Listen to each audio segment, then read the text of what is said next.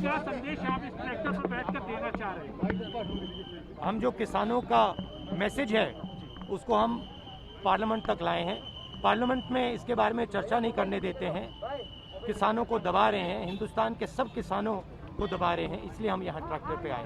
काले कानून है, इनको वापस लेना पड़ेगा। राहुल जी, आप खुद ट्रैक्टर यहाँ पर चला के आए हैं, पहली बार ऐसा हुआ कि कोई नेता ट्रैक्टर चला के संसद भवन तक पहुँचा हो किसानों को लेकर, लेकिन सरकार। मैं किसानों का मैसेज देना चाहता हूँ, ये किसानों का मैसेज है, इसीलिए मैं इसको यहाँ लाया हूँ।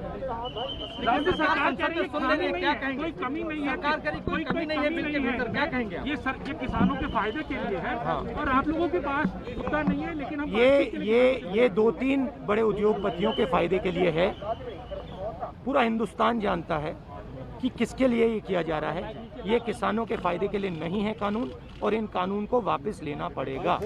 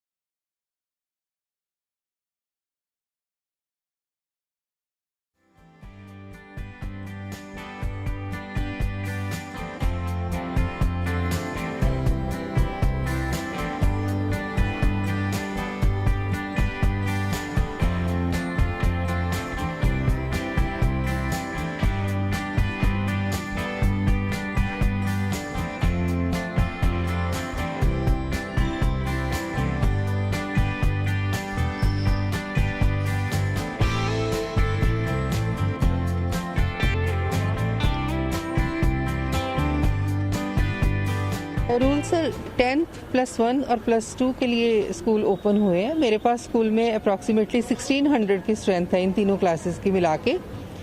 मैंने इंचार्जेस के साथ सलाह करके हमने यही डिसाइड किया है कि एक क्लास में एक दिन 15 से ज़्यादा बच्चे नहीं हों, तो रोटेशन में हम बच्चे बुलाएंगे। बाकी स्कूल बिल्डिंग सारी सफाई होके सैनिटाइज हो चुकी है, सैनिटाइजर्स अवेलेबल हैं। बच्चों को गाइड किया कि बार बार आपने अपने हाथ सैनिटाइज करने हैं। मास्क पहनना बच्चों के लिए, स्टाफ के लिए कंपलसरी है। हमारा स्टाफ ऑलमोस्ट डबल वैक्सीनेशन की डोज ले चुके हैं।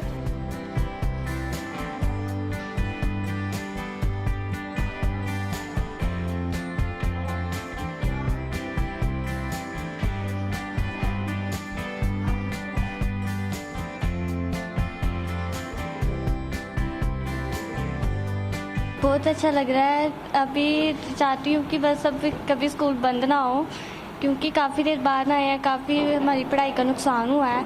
बट अब नहीं चाहते कि ऐसा हो। अब हम पढ़ना चाहते हैं और डेली स्कूल आना चाहते हैं, तो कभी स्कूल बंद नहीं होने चाहिए अब।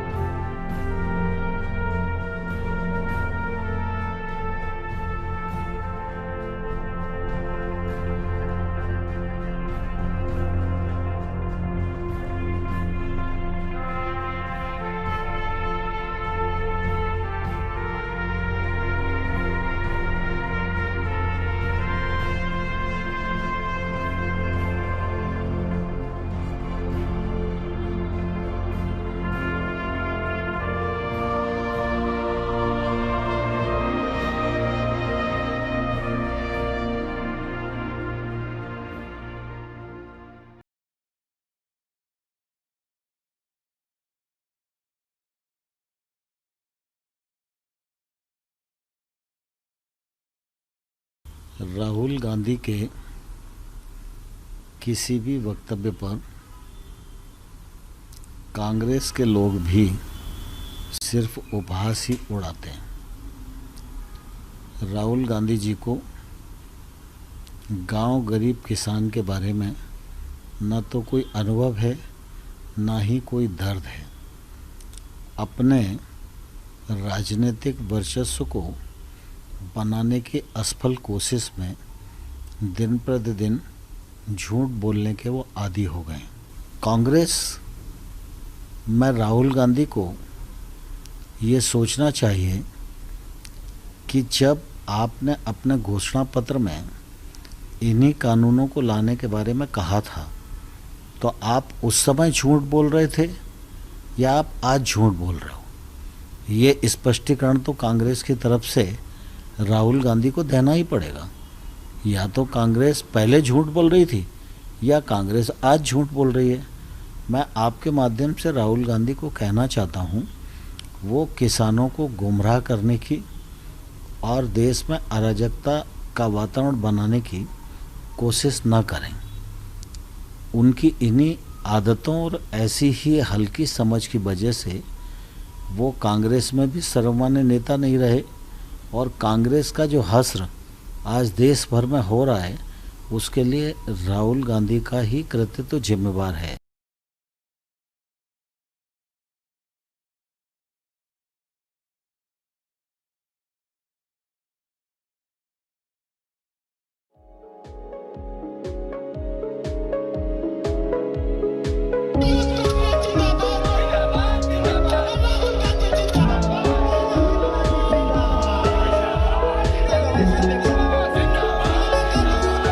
ये लड़ाई निर्णायक जंग है और ये जंग जारी रहेगी, क्योंकि ये जंग इस देश के खेत खलिहान की रक्षा की है। ये जंग इस देश का अन्नदाता को जीवित रखने, उसका अस्तित्व बचाए रखने की है। ये जंग हमारी जमीन की है, हमारे अस्तित्व की है, अगली फसल और नस्ल की है। 7 घंटे उन्होंने जेल में रखा, आप 70 साल और रखिए ना, 7 साल रखिए, 70 साल रखिए, पर काले कानून वापस लीजिए। हमारी केवल इतनी मांग है। सर, आपको तिहाड़ ले जाने की भी बात हो रही थी, वो तिहाड़ ले जाएंगे, उस पर क्या कहेंगे सर? ये जितने साथी खड़े हैं और कांग्रेस के करोड़ों करोड़ों साथी राहुल गांधी जी के नेतृत्व में जिस जेल में मोदी जी चाहें उस जेल में भेज दीजिए। मोदी जी, आपकी जेलें छोटी पड़ जाएंगी, कांग्रेस के कार्यकर्ता कम नहीं होंगे।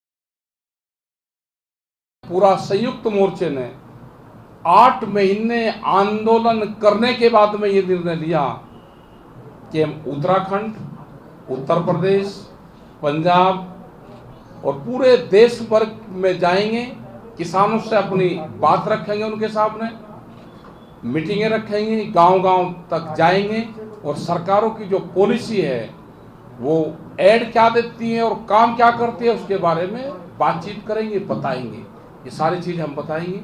जाएंगे 5 सितंबर को मुजफ्फरनगर में बड़ी पंचायत वहाँ पर रखी है, उस पंचायत से इस आंदोलन की शुरुआत होगी।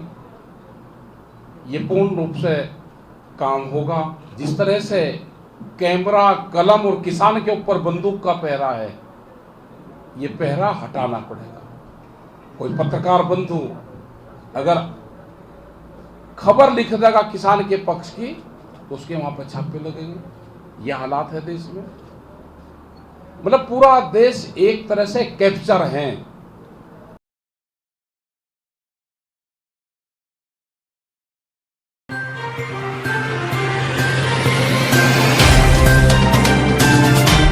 Subscribe now and press the bell icon.